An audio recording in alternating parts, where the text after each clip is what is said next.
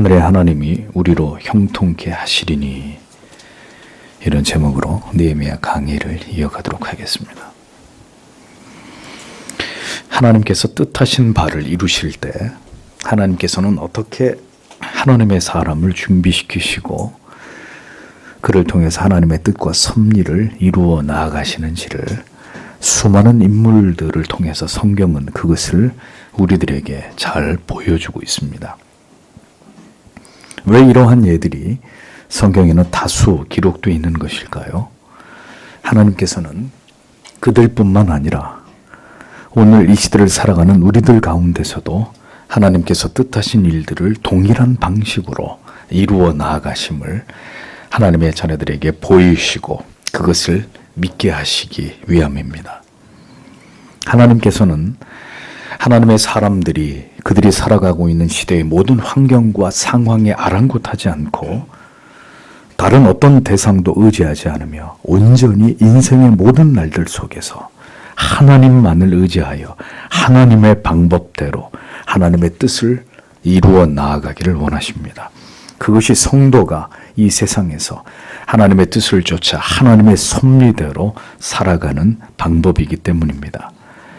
신앙은 바로 이러한 성도의 삶을 훈련하고 믿음으로 하나님을 의지해서 인생을 살아가는 것을 배우는 긴 여정입니다. 우리는 이제 유다의 총독으로 발령을 받아 예루살렘에 도착한 느헤미야를 보게 됩니다.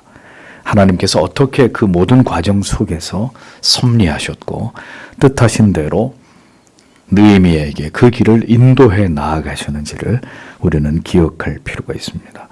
모든 것을 하나님께서 진행하시고 성취하시지만 느헤미야를 통해서 우리가 분명히 기억해야 하는 것은 하나님의 뜻을 이루는 일은 하나님의 자녀들의 간절하고 열렬한 기도 없이 저절로 되어지지 않는다는 사실입니다. 하나님의 나라의 일은 성도 여러분 착각하지 마십시오. 돈으로 되는 것도 아니요, 지식만으로 되는 것도 아닙니다. 하나님의 뜻을 구하는 간절하고 열렬한 지속적인 기도가 그 해답입니다. 하나님께서 준비하시고 사용하신 자들 가운데 뜨거운 기도의 사람이 아닌 경우를 여러분 성경 속에서 보셨습니까? 기도가 없는 자는 뛰어난 능력을 받았어도 삼손처럼 유혹에 넘어지고 결국 그 능력을 통제하지 못해서 쓰라린 실패를 경험할 수밖에 없습니다. 열렬한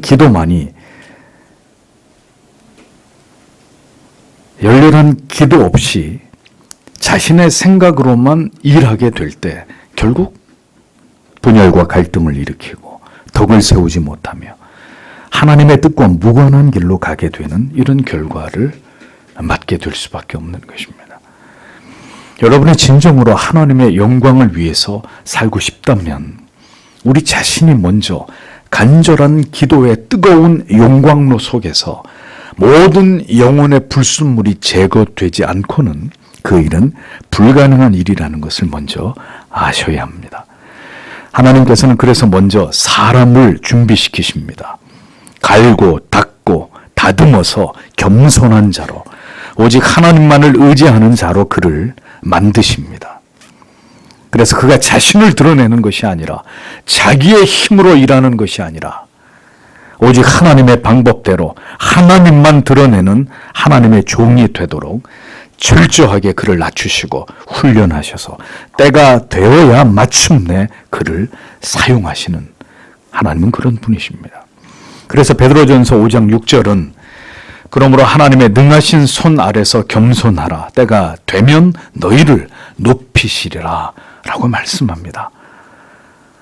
하나님 앞에 겸손을 훈련하고 그리고 마침내 때가 되어야 하나님이 너희를 사용하시고 너희를 통해 영광을 받으신다는 사실을 가르치고 있습니다. 느헤미야처럼 오랜 시간 동안 눈물의 기도로 그가 준비되는 과정이 있었다는 사실을 기억하십시오. 하나님의 일을 사람의 생각과 계획만으로 하나님은 그렇게 되어지게 하지 않습니다. 먼저 하나님께 쓰임을 받기 위한 겸손이 준비되어야 하고 그 다음 뜨거운 기도로 자기를 녹여서 하나님께 드리는 그 순종의 과정이 있어야 하는 것입니다. 느헤미야는 예루살렘에 도착했습니다. 이제 그가 무엇을 어떻게 진행해 나아가고 있었는지를 우리는 하나님의 말씀을 통해서 보겠습니다. 11절과 12절을 보십시오. 그리고 내가 예루살렘으로 갔다. 그리고 내가 거기서 3일을 있었다. 그리고 내가 밤에 일어났다. 나와 소수의 사람들이 나와 함께 그리고 내가 사람에게 말하지 않았다. 나의 하나님께서 예루살렘을 위하여 행하도록 나의 마음에 주신 것이 무엇인지 그리고 내가 그 위에 타고 있는 짐승을 제외하고는 나와 함께 짐승이 없었다라고 기록이 되어 있습니다. 예루살렘에 도착한 느헤미야는 결코 서두르지 않고 3일간을 조용히 보냅니다. 그가 그렇게 신중하게 움직이는 이유는 당시 유다 지역은 매우 포악하고 적대적인 이런 나라들에 둘러싸여 있었기 때문입니다. 북쪽으로는 사마리아인들과 동쪽으로는 암몬 사람들, 남쪽으로는 아랍인들과 에돔 사람들, 그리고 서쪽으로는 페니키아인들로 둘러싸여 있는 그렇게 고립된 지역이 바로 유다 지방이었습니다. 그는 조용히 주변의 동태를 살피면서 최대한 은밀하게 뜻한 계획을 실행에 옮기고자 했습니다.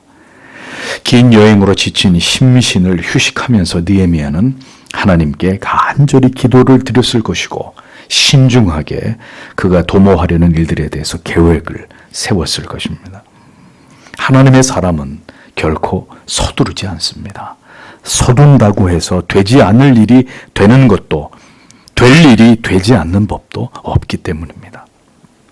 모든 것은 하나님께서 하나님의 때에 하나님의 방법과 뜻대로 이루심을 알기에 느헤미야는 용이 주도하고 주도 면밀하게 이제 그 일들을 진행해 나아가는 것을 볼 수 있습니다.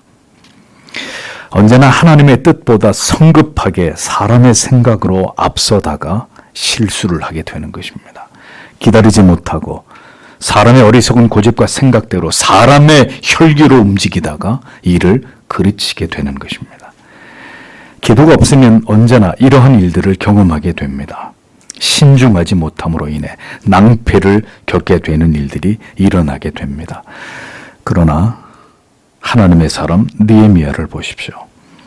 그는 하나님께서 예루살렘에서 무엇을 해야 할지 자신의 마음에 담아두신 것에 관해서 아무 사람에게나 쉽게 발설하지 않습니다. 그는 말이 아닌 자신의 행동이 앞서고 있었습니다. 그는 유다의 총독의 신분으로 이곳에 왔습니다.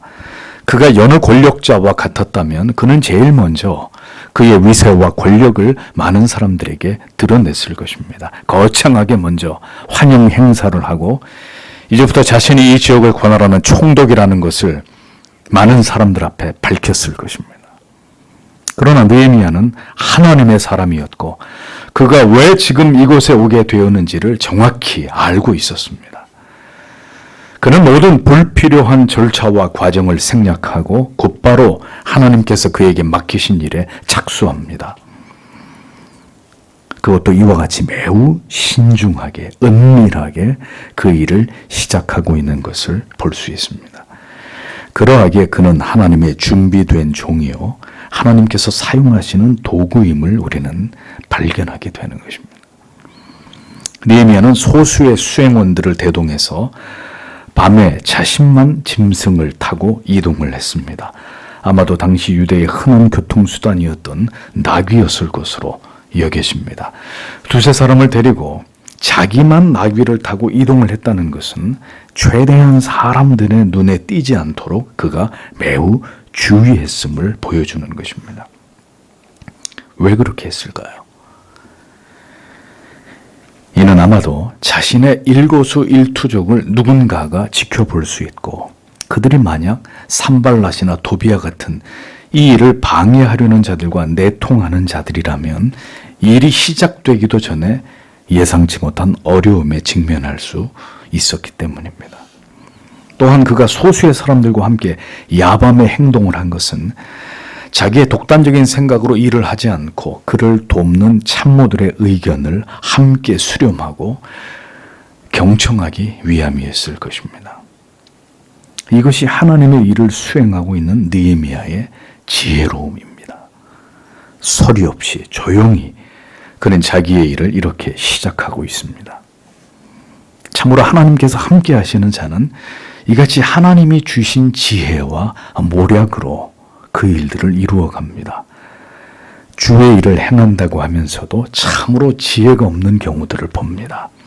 조용히 신중하고 은밀하게 해야 할 일들을 소리를 내고 다 드러나도록 모든 사람들이 다 알고 심지어 적을 불러 모으게 해서 스스로 어려움을 자초하면서 어떤 일을 그가 행한다면 이것은 참으로 어리석고 지혜 없는 일이 아닐 수 없는 것입니다. 때로는 조용히 침묵 속에서 전혀 자신을 드러내지 않고 자기의 목소리를 높이지 않고 은밀하게 진행해야 되는 하나님의 일도 있음을 우리는 기억해야 됩니다. 하나님의 사람들은 언제나 하나님의 방법대로 하나님께서 도우시고 함께 하심을 믿고 지혜롭게 그 일들을 이루어 나아가는 사람들입니다. 그래서 그가 어떻게 주의 일을 행하는지를 보면 그가 하나님의 뜻대로 움직이는 하나님께 지혜를 구하고 이를 통해서 일하는 사람인지 아니면 그저 자기의 주장과 고집대로만 행하는 누구도 말릴 수 없는 좌충우돌하는 어리석은 사람인지를 알 수 있습니다. 느헤미야는 은밀하게 야음을 틈타 예루살렘의 동태를 살피고 있었습니다. 13절에서 15절을 보십시오. 그리고 내가 밤에 골짜기의 성문과 용들의 샘의 앞과 쓰레기 더미들의 성문에 나갔다. 그리고 내가 예루살렘의 성벽들을 조사하고 있었다. 그것들은 무너져 있었고 그것이 성문들은 불에 소멸되었다. 그리고 내가 샘의 성문과 왕의 못으로 지나갔다. 그러나 나의 아래에 짐승을 위하여 지나갈 장소가 없었다. 그리고 내가 밤에 급류 계곡에 올라가고 있었다. 그리고 내가 성벽을 조사하고 있었다. 그리고 내가 돌아왔다. 그리고 내가 골짜기의 성문에 들어갔다. 그리고 내가 돌아왔다. 이렇게 직역이 됩니다.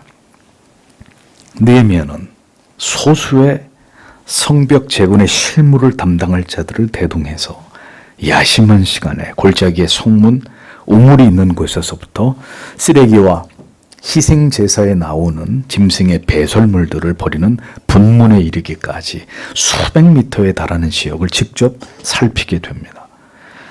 느헤미야는 이를 통해서 예루살렘의 성벽이 모두 무너져 내린 것과 성문이 불에 타버린 것을 직접 조사하고 목격하게 됩니다.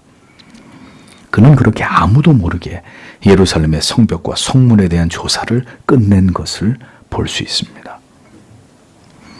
그는 가만히 앉아서 말로만 지도하고 지시하는 지도자가 아니었습니다. 밤에 자기가 직접 현장을 돌면서 두 눈으로 모두 확인하고 어떻게 성벽을 재건하는 작업을 시작해야 할지를 철저하게 생각하고 계획하면서 그것을 위해 준비하는 사람이었습니다. 골짜기 문에서 분문까지는 약 450m, 그리고 다시 분문에서 샘문까지는 약 120m 정도가 됩니다. 그리고 샘문에서 왕의 못까지 이르게 되었는데 여기서부터는 나귀를 타고 이동할 수 없게 되었다고 했습니다. 아마도 성벽이 무너져서 돌무더기가 쌓여서 나귀로는 도저히 이동을 할 수 없는 그런 상황이었던 것으로 보입니다. 그는 거기서 시내를 따라 북쪽으로 올라가서 필요한 모든 부분의 성벽을 조사한 이후에 다시 처음에 골짜기 문으로 되돌아와서 숙소로 돌아간 것을 볼 수 있습니다.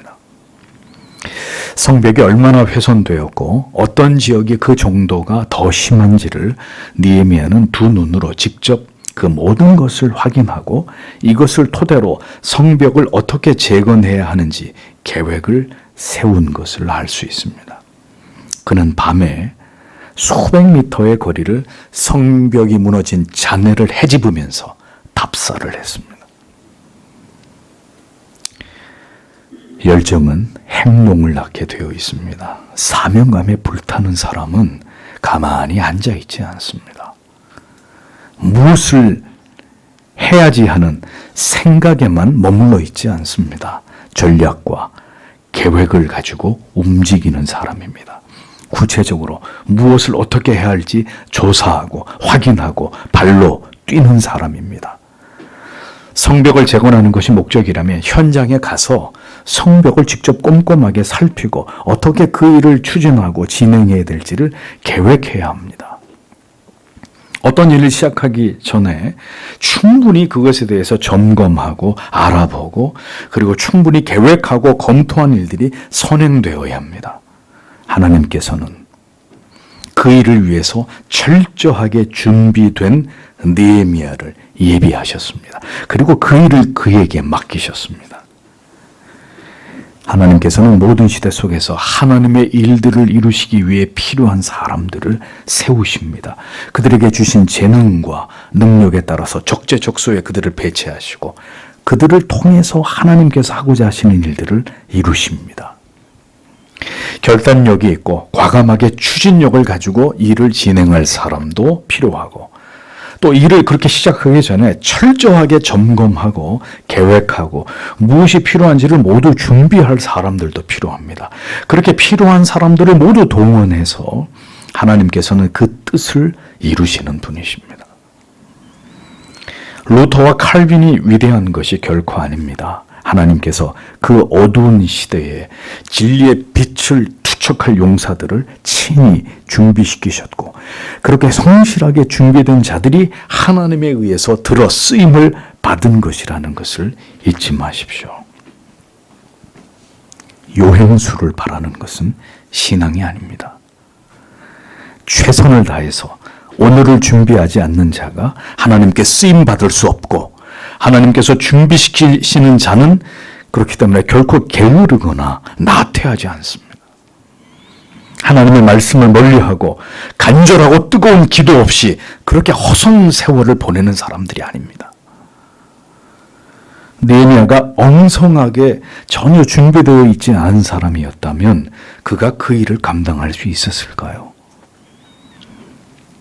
직분이나 직위가 주어져도 전혀 그 일을 올바로 지혜롭게 해낼 능력이 없는 사람은 그 일을 해서는 안 되는 사람입니다. 더욱이 그가 지도자라면 모든 사람들에게 재앙이 될 것이기 때문입니다. 유능하게 하나님께서 맡기신 일들을 잘 이루어갈 수 있는 능력이 준비되어 있는 사람이라야 그에게 하나님의 일들이 주어질 것입니다. 하나님께서는 그렇게 사람을 준비시키시고 그렇게 준비된 자에게 하나님의 뜻을 이루어갈 수 있도록 기회를 주시는 것입니다. 그리고 그가 그 일을 능히 해낼 수 있도록 반드시 그를 도우시는 하나님이십니다. 그러하기 때문에 도저히 해낼 수 없는 일들을 하나님이 사용하시는 자들을 통해서 하나님은 그 일을 이루신단 말입니다. 될 수 없는 일을 되게 하십니다. 그것을 알았던 하나님께 쓰임을 받은 자들은 그래서 먼저 철저하게 기도의 훈련을 받은 사람들이었고 그렇게 언제나 하나님을 의지하는 자들이었으며 그것을 위해 필요한 모든 것들이 잘 준비된 자들이었다는 것을 성도 여러분 기억하십시오. 우리가 하나님께 쓰임을 받기를 원한다면 하나님의 사람이 되는 것이 중요합니다. 먼저는 기도의 사람이 되어야 합니다. 자기의 문제만 아니라 나라와 민족을 이 사회를 바라볼 수 있는 영적인 해안이 있어야 합니다. 교회를 통해서 잘 훈련되고 준비되어야 합니다. 모든 과정을 잘 밟아가는 것이 중요합니다. 그 시대 속에서 하나님께서 어떻게 나를 사용하시기를 원하시는지를 간절히 기도하면서 자기에게 주신 재능을 갈고 닦고 연마하는 사람들이 되어야 합니다. 아무런 목표도 사명도 없이 그저 한 번뿐인 인생을 단순하게 먹고 마시고 집을 사고 차를 사서 그저 자기만을 위한 인생을 살아가고자 하는 그런 단순한 생각 속에 갇혀 있어서는 안 되고 하나님께서 어떻게 나를 세상과 그리고 교회에서 하나님의 영광을 위해 하나님의 뜻을 위해 사용해 주실지를 기도하면서 그렇게 자기의 사명에 집중하고 그것을 생각하며 살아가는 하나님의 사람들이 되셔야 합니다. 그리고 그런 사람이 되고자 한다면 가정과 학교와 직장과 교회를 통해서 잘 준비되는 사람들이 되셔야 합니다. 젊음의 모든 날들을 인생의 남은 시간들을 결코 헛되게 보내서는 안 됩니다. 쓰임을 받고 싶다는 자기의 생각만으로 하나님께 쓰임을 받을 수 있는 것이 아니라 잘 다듬어지고 필요한 가르침을 받아 잘 준비된 성숙한 믿음의 사람이 되어야 하는 것입니다. 준비되지 않은 사람이 어떤 일을 하게 되면 가는 곳마다 좌충우돌하게 되고 갈등을 야기시키고 빈번한 실수로 넘어지게 되는 일들이 일어날 수밖에 없게 됩니다. 성경을 보십시오. 잘 준비되어 사명을 감당할 때 일사천리로 지혜롭고 능력 있게 일을 추진하고 완수하는 사람이 있는가 하면 준비되지 않은 자가 사람의 생각으로 일을 하면서 결국 중대한 실수를 저지르게 되고 일을 그르치면서 그렇게 뒤늦게 준비되어져 가는 이런 사람들이 등장합니다. 의욕만 앞서고 겸손이 준비되지 않은 사람들이 일을 하면서 많은 시행착오를 겪게 됩니다. 공생의 기간 동안 예수님의 제자들이 그러했습니다. 그러나 그들이 성령을 받고 난 이후에 그들은 달라졌습니다. 그들은 사명감에 넘쳤고 죽음을 두려워하지 않는 그리스도의 사도들이 되었습니다. 여자가 낳은 자 중에 이보다 큰 자가 없다고 말씀하신 세례 요한을 보십시오. 그는 광야에서 철저하게 준비되었습니다. 그는 이 땅에 메시아를 소개할 중요한 임무를 성공적으로 수행했습니다. 준비된 하나님의 사람 사도 바울을 보십시오. 그는 신약에서 그리스도 다음으로 엄청난 사역을 빈틈없이 유능하게 감당해냅니다. 직장도 사업도 결혼도 모두 하나님 앞에서 준비된 자들이 되십시오. 그러면 맡겨주신 모든 일들을 하나님을 의지해서 성경의 가르침을 따라 순적하게 해낼 수 있을 것입니다. 그러나 준비되지 않으면 언제나 넘어지고 실패하고 쓰러지면서 먼 길을 돌아가고 갈등하면서 시간을 허비하는 일들이 인생에서 일어날 수밖에 없게 될 것입니다. 모두 다 그렇게 될 수는 없지만 부디 하나님께 붙들려 잘 준비된 유능하고 실력과 신앙의 인격을 겸비한 그런 그리스도인이 되십시오. 그렇게 되기 위해서는 어려서부터 교회를 통해서 어떤 과정도 빠지지 말고 진리의 말씀을 잘 배우고 잘 준비되는 것이 중요합니다. 모든 진리의 가르침을 하나하나 모두 섭렵하여서 자기의 영적인 재산으로 삼는 것이 너무나 중요하다는 거죠.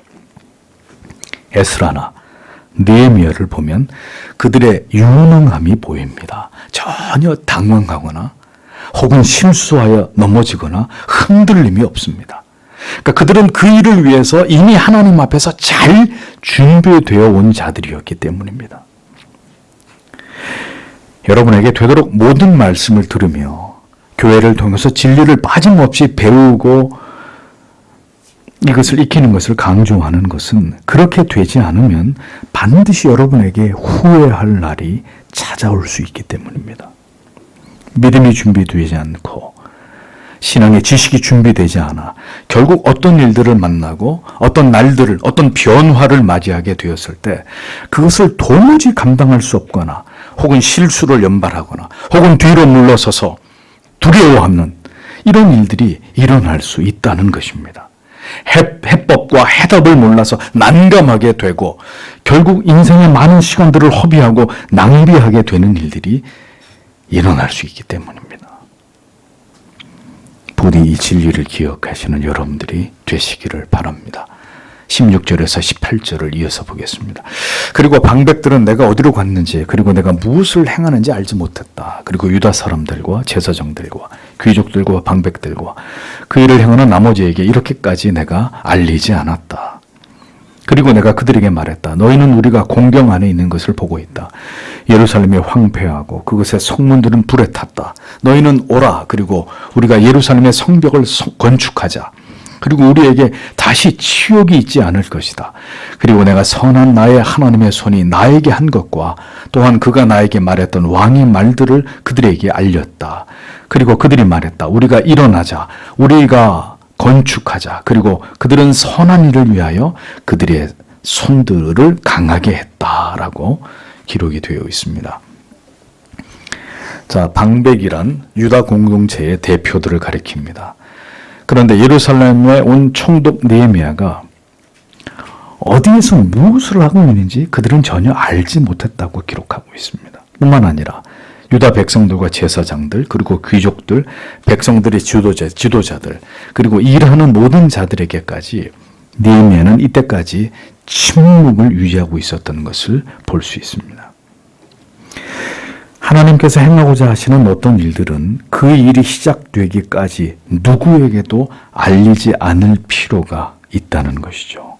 왜일까요? 그 이유는 전혀 준비되지 않은 백성들을 비롯한 각계각층의 모든 사람들이 느헤미야를 통해서 갑작스러운 계획을 발표하는 것을 듣게 됐을 때 그들이 어떤 반응을 보일지 전혀 알 수 없었기 때문이고, 또 다양한 사람들의 생각과 뜻이 오히려 하나님의 일을 결정해서 추진하는데 방해가 될 수 있었기 때문입니다.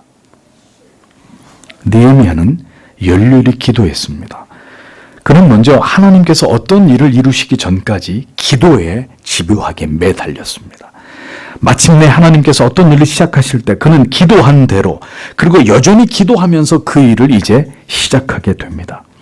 그리고 그 일을 대대적으로 백성들에게 말하고 시작하기 전에 치밀하게 세심한 준비와 조사를 끝마칩니다. 그리고 이 모든 일들을 통해서 모든 준비가 이루어질 때까지 침묵을 지켰습니다. 이것이 지도자에게, 하나님의 뜻을 이루고자 하는 자들에게 필요한 덕목입니다. 가정에서든 회사의 대표로든 가정의 가장이든 회사의 대표든 이것이 조직을 이끌어가는 자에게 요구되는 점입니다. 특별히 하나님의 뜻을 행하고자 하는 자들이라면 더욱이 이러한 모습들이 반드시 준비되어야 한다는 것을 기억하십시오. 사람들이 동요하지 않고 절대적인 신뢰를 가지고 지도자의 그 결정을 따르게 만드는 것은 이 같은 기도와 그리고 솔선수범하는 노력과 철저한 준비가 있을 때 가능한 일입니다. 무엇보다 그것이 하나님이 원하시고 하나님이 기뻐하시는 일이어야 가능한 것입니다. 충분히 준비하고 또 준비하고 확실한 모든 근거를 바탕으로 하나님의 뜻을 받드는 성실한 자세가 우리에게도 필요하다는 것입니다. 하나님의 뜻이면 하나님께서 모두 다 알아서 하실 것이라고 여기고 전혀 우리가 준비해야 할 일들에 대해서 손을 놓고 있는 것은 결코 올바른 신앙의 모습이 아니고, 또 반대로 우리가 모두 준비가 되어야 하나님이 일하신다고 여기고 하나님의 뜻과 무관하게 인간의 편에서 자기 열심과 노력만을 강조하는 것도 하나님의 뜻을 올바로 수행하는 지혜로운 신앙의 모습과는 거리가 먼 것입니다. 간절하고 지속적인 기도가 필요하고 충분히 하나님의 뜻이 무엇인지를 긴 시간 깨닫기 위해 자기를 준비하는 일들이 요구됩니다. 그리고 마침내 때가 되면 내가 그 일들을 사람의 생각대로 밀어붙이는 것이 아니라 하나님께서 그 일들이 이루어지도록 역사하시는 것입니다. 모든 것이 준비되었을 때 그 일들이 일어나도록 역사하시는 하나님께서 일하시는 그 손을 보게 되는 것입니다. 그때까지 기도하며 준비하고 있었던 자들은 이제 그 타이밍에 맞춰서 움직이기 시작했습니다. 하나님께서 이끄시고 그들이 그 일을 맡았을 때 모든 것이 정확하고 빈틈없이 순리대로 순적하게 그 일들이 이루어지고 진행되고 완성되는 것입니다. 모든 하나님의 일들은 그렇게 이루어져야 합니다. 그것이 하나님께서 자기의 종들을 통해서 일하시는 방식입니다. 느헤미야를 보십시오. 아무에게도 말하지 않고 침묵을 지키고 있다가 모든 준비를 마치자 이제 그들에게 마침내 하나님의 뜻을 선포하기 시작했습니다. 그는 현실을 먼저 직시하도록 백성들을 일깨웁니다. 그들이 보고 있듯이 지금 우리에게 당면한 이 참혹한 현실을 보라고 말합니다. 예루살렘이 황무하고 성문은 모두 다 불탔다는 사실을 그들에게 다시 전하고 있습니다. 모두가 알고 있었던 사실이지만 그 사실을 지금의 현실을 뼈에 사무치도록 와닿게 다시 일깨우는 것이 지도자의 역할이고 사명입니다. 절망적인 현실을 인정하지만 절망으로 끝나지 않고 이 절망 위에 하나님께서 어떤 뜻을 가지고 계시는지를 설명해서 다시 백성들의 마음이 그 하나님의 뜻을 향하도록 그들의 마음에 불을 지르는 그런 영적인 지도자가 우리의 시대에도 필요하단 말입니다. 오늘의 현실을 정확히 보고 인정하는 것이 중요합니다. 섣부른 희망을 말하는 것은 신앙이 아닙니다. 오늘의 이 모든 재앙은 바로 우리의 죄 때문이고 하나님의 징계하심의 결과라는 것을 먼저 인정할 수 있어야 합니다. 현실을 인정하고 이제 우리가 그 가운데서 무엇을 해야 할지를 말하는 것이 지도자가 해야 할 일입니다. 신자는 현실을 정확히 보고 악을 악이라고 말하고 죄를 죄라고 말할 수 있어야 합니다. 이 모든 일들이 죄의 결과이고 하나님의 진노하심의 대가라고 재앙이라고 분명하게 판단하고 그것을 정확히 표현할 수 있어야 합니다. 그러나 거기에서 끝이 나서는 안 됩니다. 느헤미야를 보십시오. 우리의 처지가 이러하니 자 이제부터 다시 이 무너진 예루살렘 성을 중건하여 다시는 수치를 받지 않도록 하자고 그런 백성들에게 이제 무엇을 해야 되는지에 관해서 촉구하면서 이제 우리가 그 일을 행하자고 목소리를 높이고 있는 것을 볼 수 있습니다. 느헤미야는 여기서 수치라는 단어를 사용했습니다. 하나님의 도성 예루살렘 성이 성벽이 모두 무너져 내리고 성문이 불에 탄 채로 방치되고 있었습니다. 이것이 우리들의 수치라고 느헤미야는 유다의 백성들에게 표현했습니다. 왜일까요?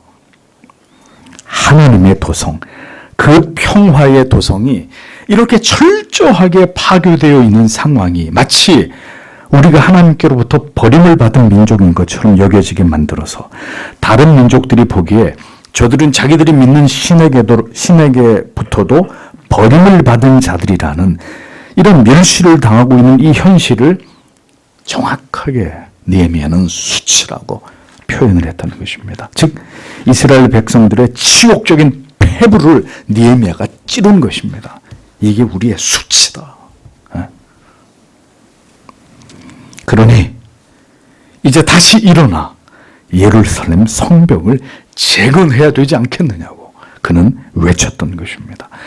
모두 불타버렸고 그것을 지금까지 방치하고 있었지만 이제 우리가 그 일을 시작하고 그래서 더 이상은 치욕을 당해서는 안 된다고 그렇게 되지 말자고 느헤미야는 백성들에게 호소하고 있었던 것입니다. 느헤미야는 그 절망의 시대 속에서 폐허가 된 성터 위에서 하나님의 뜻을 전하고 있었습니다. 아무도 그 누구도 희망을 노래하지 않는 어둠의 시대에 오직 하나님의 사람, 기도의 사람 느헤미야는 그곳에서 다시 일어서자고 더 이상 이러한 수치를 당하는 일을 허락하지 말고 우리가 다시 이 성벽을 재건하자고 사람들에게 용기와 희망을 무엇보다 하나님의 뜻과 계획을 그들에게 호소하고 있었습니다. 그의 말에는 힘이 있었고 사람들의 마음을 움직이는 능력이 있었습니다. 성도 여러분, 모두가 잠이 들어 있어도 한 사람만 깨어 있으면 됩니다. 한 군대를 깨우는 일도 한 사람의 불침번이 할 수 있는 일입니다. 나팔을 불고 북을 두드리면서 기상을 외치면 결국 한 부대를 전체를 기상시킬 수 있는 것입니다. 많은 사람들이 깊은 잠에 빠져 있을 때 나팔을 부는 한 사람이 그들 모두를 깨우듯이 오늘도 그 일을 감당할 자들은 다수가 아닙니다. 수많은 교회들이 있어야 가능한 일이 아닙니다. 역사를 보십시오. 하나님 외에 그 누구도 두려워하지 않았던 소수의 사람들이 결국 세상을 바꾸는 사명을 감당했습니다. 중세의 세례 요한이라고 불리웠던 지롤라모 사보나롤라, 그는 향락과 음란과 각종 부패로 타락해가고 있던 피렌체에서 1497년 허영의 화영식을 결행했습니다. 사람들은 값비싼 보석과 옷과 장신구 그리고 충화를 비롯해서 모든 음란하고 추악한 죄를 저지르던 도구들을 모두 광장에 모아서 그것을 쌓아 올렸습니다. 흡사 거대한 언덕이 되었다고 기록하고 있습니다. 그리고 그것을 모두 불질러 버렸습니다. 그는 피렌체에 인스파다 디디오, 하나님의 검이 곧 임할 것이라고 경고를 퍼붓기 시작했습니다. 결국 머지않아 프랑스가 이탈리아를 침공하게 되므로 그의 예언이 현실이 되었을 때 그는 피렌체 시민들에게 회개를 촉구하면서 그들의 영혼을 일깨우는 사명을 감당하게 됩니다. 어두운 시대를 불꽃처럼 살다가 한 줌의 죄로 화형을 당해서 한 줌의 죄로 돌아간 그였지만 그가 남긴 고백 솔루스 이제투르 데오스 레퓨지움 메움, 하나님 당신만이 나의 피난처이십니다 라는 이 고백은 루터에게 깊은 영향을 미치게 되고 결국 그 불타는 가슴을 이어받은 루터는 교회 개혁에 위력한 횃불에 불을 붙이는 도화선으로 쓰임을 받게 된 것을 볼 수 있습니다.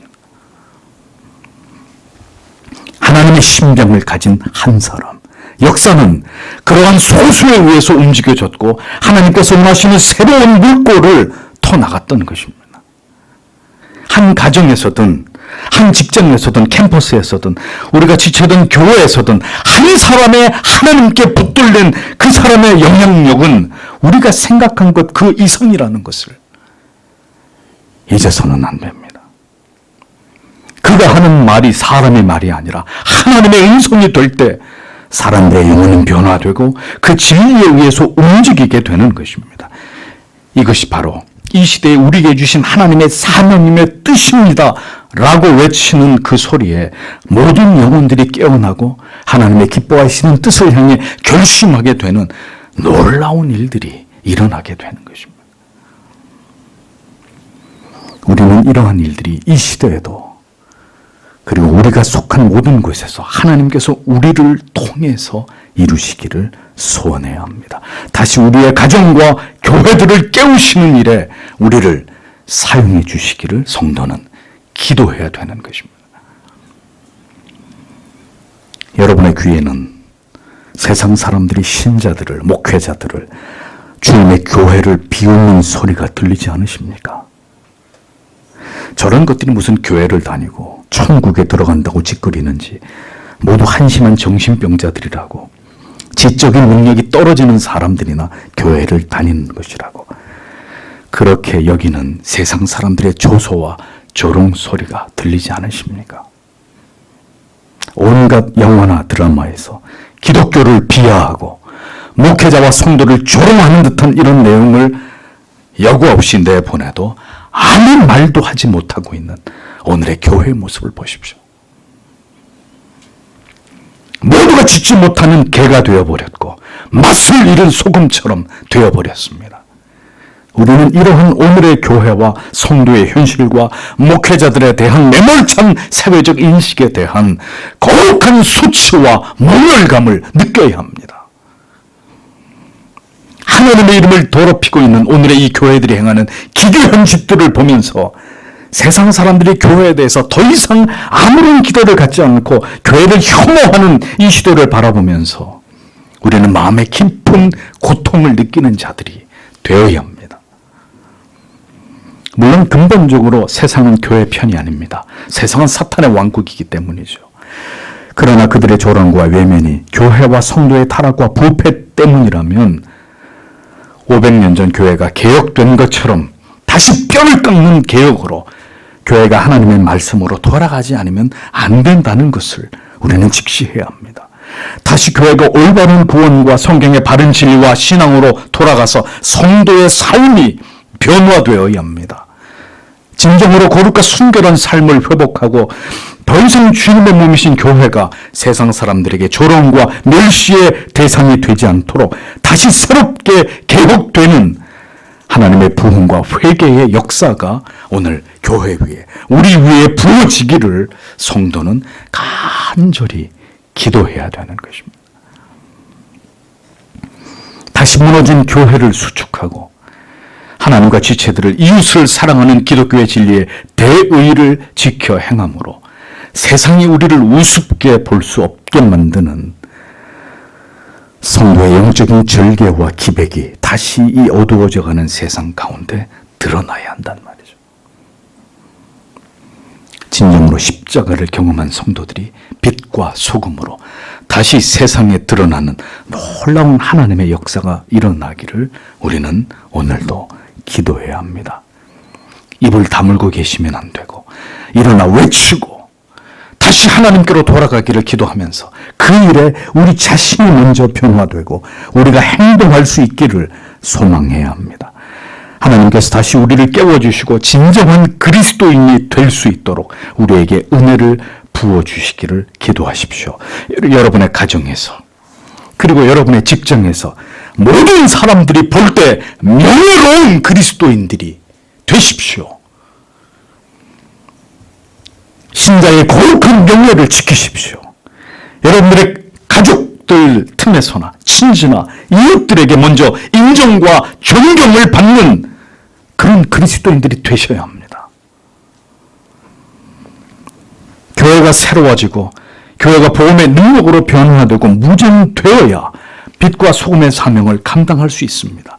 이 세상에 하나님의 영광을 드러내고 세상 사람들이 그 하나님을 두려워하도록 만드는 주체가 될 수 있는 것입니다. 느헤미야가 성벽을 재건하기를 외쳤다면 우리는 이 마지막 때에 다시 주님의 교회를 영적으로 재건시켜 주시고 다시 성경으로 참된 진리로 돌아가기를 기도하는 자들이 되어야 합니다. 그리고 그것을 위해 우리의 사활을 걸어야 합니다. 무엇을 위해 살아가는 인생입니까? 여러분의 존재의 이유와 목적은 무엇입니까? 하나님께서 저와 여러분을 우리가 외치는 이 진리의 복음을 통해 역사해 주시기를 기도하는 그런 우리가 되기를 여러분 간절히 하나님 앞에 소원하셔야 합니다. 여기서 있는 목사는 제 자신이 결코 유명해지거나 그것으로 영달을 얻고자 하는 마음이 전혀 없습니다. 다만 때가 되어 하나님께서 제주도에 가서 아침에 복음을 전하고 저녁에는 강원도의 산골짜기에 가서 하나님의 말씀을 전하라고 하시면 제가 그렇게 순종하겠다고 오래전에 시련과 연단을 받을 때 예배당에서 홀로 기도한 바가 있었습니다. 하나님께서 제 입에 하나님의 말씀을 담아주시면 결코 불평하지 않고 내 몸이 으스러지더라도 주께서 가라고 명하신 그곳에서 진리를 전할 것이라고 뜨거운 가슴으로 차가운 예배당 바닥에서 그렇게 기도했던 때가 있었습니다. 그 기도를 어떻게 응답해 주실지 혹은 그렇게 하지 않으실 수도 있겠지만 언제나 제 마음에 품고 있는 기도의 제목은 그것입니다. 여러분은 무엇을 위해 지금 살고 계십니까? 그리고 무엇을 위해 여러분들의 하나뿐인 생명을 바칠 수 있습니까? 한 시대를 살아가는 신자의 가슴 속에는 깊이 사무친 이에 대한 대답이 있어야 합니다. 내가 무엇 때문에 살고 있는 것인가? 무엇을 위해서 나는 기꺼이 내 목숨을 하나님 앞에 바칠 수 있을까? 우리의 의지로 태어난 것도 아니요. 우리가 원하던 인생도 생애도 아닐지라도 그 생애가 하나님 앞에서 어떻게 마무리 짓게 될지에 대해서는 우리가 책임을 져야 합니다. 그래서 언제나 죽음을 준비해야 합니다.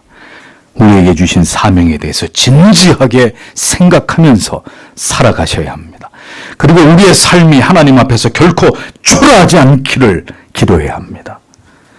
세상 사람들이 우리를 어떻게 보든지 그것은 중요하지 않습니다. 다만 내 믿음을 굳게 숭고하게 지키면서 내가 믿는 그 진리를 위해서 기꺼이 죽을 수 있기를 소망하는 삶을 우리는 이 땅에서 살아가야 합니다. 성도 여러분, 가슴에 새겨진 하나님이 주신 사명이 있어야 느헤미야처럼 외칠 수 있습니다. 그리고 그의 삶처럼 그것을 위해 전적으로 헌신하는 생애를 살아갈 수 있습니다. 모두의 가슴 속에 사명의 불이 타오르는 것은 아닙니다.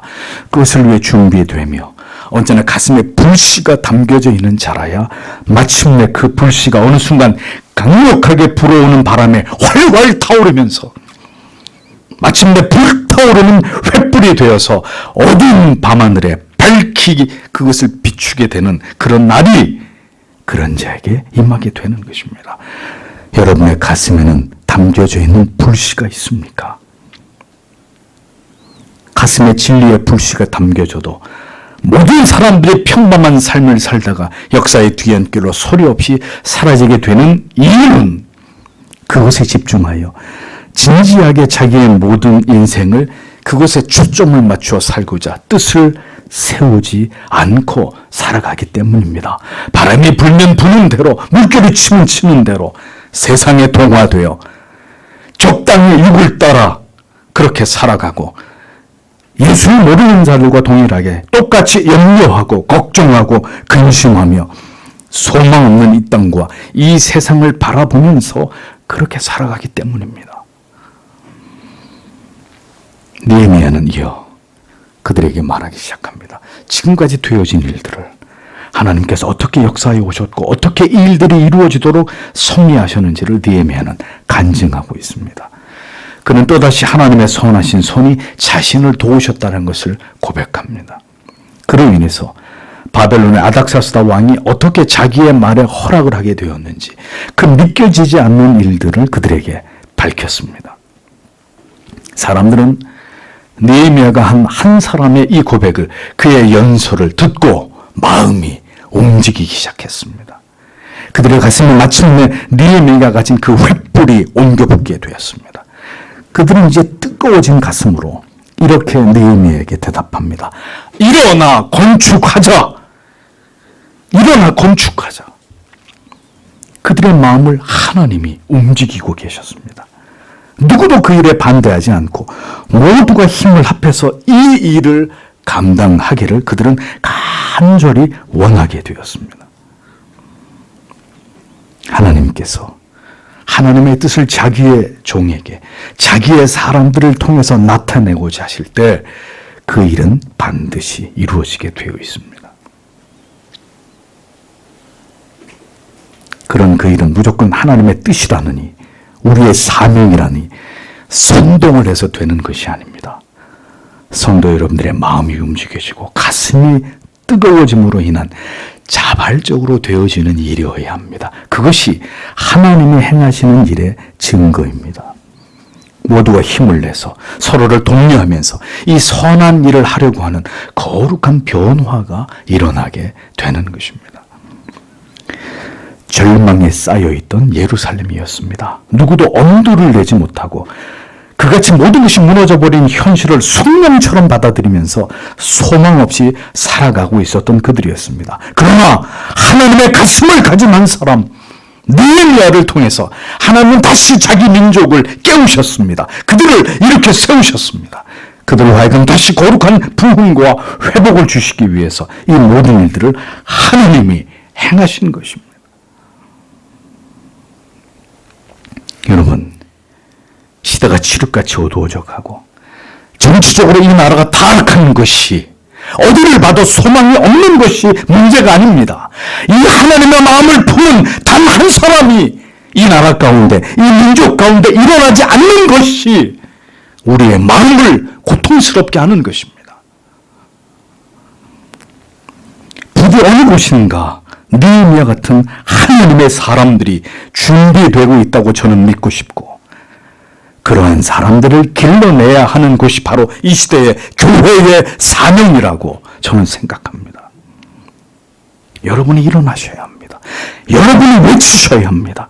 여러분이 먼저 하나님께 진리에 사로잡힌 자들이 되셔야 합니다. 그러면 여러분의 가정이 변화되고 여러분의 직장이 변화됩니다. 교회가 변화되면 그 교회가 있는 지역이, 세상이 변화되는 놀라운 역사가 일어나게 되는 것입니다. 하나님이 다스리고 통치하시는 하나님의 나라가 도래하게 되는 것입니다. 그 진리가 온 세상을 다스리고 사탄의 머리를 부수고 모든 악이 발붙일 곳이 없도록 역사하게 되는 것입니다. 그것이 부흥의 날들이 임했을 때 이 땅에 일어났던 일들이었습니다.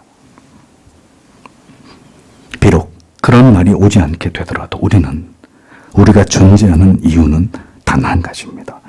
바로 이 하나님께서 통치하시는 나라를 우리가 있는 그 가운데 세우는 것입니다. 우리가 있는 그곳이 하나님이 다스리시는 곳이 되게 하는 그 일이 우리의 사명이라 여기는 자들이 되어야 하는 것이죠. 의인 한 사람이 모든 악을 부끄럽게 하고 불의와 불법을 뿌리 뽑게 하는 도구로 쓰임받을 수 있습니다. 하나님께서 우리 모두에게 이 사명을 감당할 힘을 주시고 그것을 위해 우리가 어디 있든지 우리를 사용해 주시기를 기도하십시오. 그것이 이 시대에 우리가 존재하는 거룩한 이유이고 목적이라는 것을 기억하십시오. 하나님의 뜻이 이루어진 곳에 사탄의 회방과 방해는 항상 존재했습니다. 여기서도 예외가 아님을 보게 됩니다. 19절에서 20절에. 그러나 호른 사람 산발랏과 그중 암몬 사람 도비아와 아라비아 사람 게셈이 들었다. 그리고 그들은 우리를 비웃었다. 그리고 그들은 우리에 대해 경멸했다. 그리고 그들이 말했다. 너희가 행하고 있는 이것이 무엇이냐? 너희가 왕에 대하여 반역하고 있는가? 그리고 내가 그들에게 말이 되도록 하게 했다. 그리고 내가 그들에게 말했다. 하늘의 하나님께서 우리를 위하여 형통하게 하실 것이다. 그리고 그분의 종들인 우리가 일어날 것이다. 그리고 우리가 건축할 것이다. 그러나 너희에게 예루살렘 안에서의 목과 권리와 기념물이 없다라고 기록이 되어 있습니다. 자, 느헤미야가 백성들을 향해서 무너진 성벽을 재건하자고 외치고 백성들이 이에 화답하면서 하나님의 뜻을 이루려고 하는 이 상황에서 산발랏과 도비아가 이어 아라비아 사람 게셈까지 가세해서 이 일을 방해하는 일들이 일어나기 시작합니다. 이들의 공통점은 모두 예루살렘 성벽이 재건되는 것을 원치 않는다는 점입니다. 다시 이스라엘이 막강해지게 되면 자기들의 나라에 모두 어떤 피해가 생길 것을 그들은 모두 두려워하고 있었습니다. 교회가 영적인 부흥이 일어날 때 사탄의 세력은 위축되고 세상의 악은 위세가 꺾이기 마련입니다. 그렇기 때문에 세상은 결코 교회의 영적인 부흥을 허락하지 않습니다. 그것을 원치 않습니다. 언제나 교회를 자기들의 발 아래 두기를 원합니다.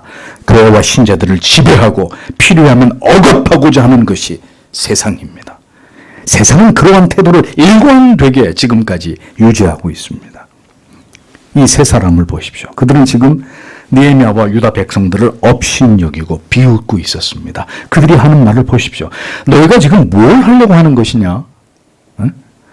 너희가 지금 감히 피지배 민족으로 너희를 통치하는 바벨론의 왕을 배신하려고 하는 것이냐? 그들은 일어나서 성벽을 재건하고자 하는 유다 백성들에게 찬물을 끼얹고 있었습니다. 반역죄는 죽음으로 갚아야 되는 큰 죄입니다. 너희가 모두 아닥사스다 왕의 배반을 도모한 자들로 처형을 당할 수 있다고 그들을 윽박지르고 있었습니다. 에스라 4장에 보면 이미 아닥사스다 왕이 사마리아 관리들의 말을 듣고 이전에 성벽 재건을 하려고 했던 그 사업을 중지시켰던 예가 나옵니다. 그 같은 실패를 기억하고 있었던 산발랏과 도비아와 게셈은 다시 그들이 실패할 것이라고 여기면서 느헤미야와 유다 백성들을 비웃고 업신여기고 조롱하고 있었던 것입니다. 하나만한 짓을 또 하고 있구나. 절대로 성공할 수 없다. 너희가 하는 짓은 왕에게 지금 배반하는 짓이다. 죽을 수도 있는 지극히 어리석고 무지한 짓을 하고 있는 것이다. 이런 말을 막 내뱉는 거죠. 과거에 실패한 일이라 할지라도 누가 그 일을 하느냐에 따라서 그 일은 하나님의 뜻대로 이루어지기도 하는 것을 그들은 알지 못하는 것입니다. 언제나 하나님께서 기뻐하시는 뜻을 이루시는 일에는 성도들의 연합과 자발적인 헌신이 따르지만 반대로 언제나 이러한 일을 회방하고 말도 되지 않는 논리를 앞세워서 이것을 반대하는 자들도 있기 마련입니다. 그러나 우리는 어렵지 않게 무엇이 하나님의 뜻인지를 판단할 수 있습니다. 하나님의 원하시는 일은 결국 하나님의 뜻대로 이루어지기 때문입니다. 소수의 반대자가 있어도 다수의 하나님의 뜻에 순복하는 자들을 통해서 하나님께서 계획하신 뜻은 결국 이루어지고야만은, 그렇게 되도록 역사하시는 하나님이십니다. 느헤미야는 이것을 잘 알고 있었습니다. 그는 대답하기를, 이 모든 일들을 하늘의 하나님께서 우리를 형통하게 하실 것이다 라고 말합니다. 즉, 이 모든 일은 하나님의 뜻이라고, 하나님이 우리를 통해서 이루실 일이라고 그들에게 엄포를 놓고 있습니다. 너희가 아무리 이 일을 방해해도 천지 만물의 주제가 되시는 하나님께서 이 일들을 우리를 통해서 형통하게 이루실 것이라고 느헤미야는 그들에게 담대하게 선포하고 있었습니다. 앞에서 이끌어가는 사람들은 반드시 믿음이 있어야 합니다. 하나님과 하나님의 행하심을 믿을 때 그 견고한 믿음은 다른 사람들에게까지 전이됩니다. 지도자가, 가정에서 아버지가, 어머니가 믿음이 없이 흔들리고 의심하게 되면 결국 하나님께서 행하고자 하시는 일이 그곳에서, 그 가정에서 이루어질 리가 없습니다. 그래서 하나님께서는 일이 아니라 먼저 믿음을 준비시키십니다. 그가 온전히 하나님을 믿고 의지하고 그 일을 이룰 수 있는 사람으로 먼저 그를 준비시키십니다. 담대하게 하나님을 의지하고 나아가는 그런 지도자를 볼 때 백성들도 담대함을 얻게 되지 않겠습니까? 용기를 가지고 그 일을 이루어갈 수 있는 것이 당연한 일일 것입니다. 이 모든 일들은 하나님께서 자신을 통해서 행하시는 것임을 느헤미야는 잘 알고 있었습니다. 누가 뭐라고 해도 하나님께서 하신다고 하면 그 일은 이루어진다는 것을 우리는 믿어야 합니다. 하나님께서는 오늘도 느헤미야와 같은 종들을 통해서 자기 백성들의 마음을 움직이심으로 하나님께서 기뻐하시는 그 일들을 이루어 가시는 분이십니다. 느헤미야는 성벽을 재건하는 자신들이 그의 종, 즉 하나님의 종들이라고 말하고 있습니다. 자기들은 지금 하나님의 종들로서 이 일을 행하는 것이라고 밝히고 있습니다. 즉 하나님의 종으로서 하나님께 받은 사명을 지금 자신들이 일어나서 감당하려고 하고 있음을 당당하게 밝히고 있는 것을 보게 됩니다. 성벽을 재건하는 일은 하나님의 명을 받은 하나님의 종들의 일이므로 너희들이 끼어들 문제가 아니라고 느헤미야는 말하고 있습니다. 그러면서 너희들은 예루살렘에 대해서 어떤 기업도 권리도 없다고 말합니다. 명목이란 종교적인 의식에 참여할 권리를 의미하는데 그들은 예루살렘 성전에서 예배에 참여할 자격이 전혀 없는 자라는 걸 가리키는 것이죠. 산발락과 도비아는 자기들이 여호와 하나님을 섬긴다고 여기고 있었지만 그들의 신앙은 결코 하나님이 인정하시는 것이 아니었습니다. 그들의 신앙과 예배는 전혀 하나님을 위한 것이 아니었습니다. 그들의 신앙과 내용은 혼합적인 것에 지나지 않았습니다. 따라서 그들은 지금 예루살렘에서 일어나고 있는 일들에 대해서 관여할 어떤 권리도 자격도 명분도 없는 자들이었다는 거죠. 어떤 자격도 없는 하나님과 무관한 자들이 오늘날에도 교회를 공격하고 성도를 핍박합니다. 하나님이 행하고자 하시는 일에 반기를 들고 전혀 그릇된 논리로 그것을 회방합니다. 교회를 공격하는 세력들은 거짓된 진리와 이단에 속한 자들, 사탄에 속한 무리들입니다. 오직 자기만 옳다고 믿고 주장하는 확증 편향에 사로잡힌 자들이 언제나 교회와 성도를 공격하고 비난합니다. 이러한 악한 일을 행하는 자들이 더러 있음을 봅니다.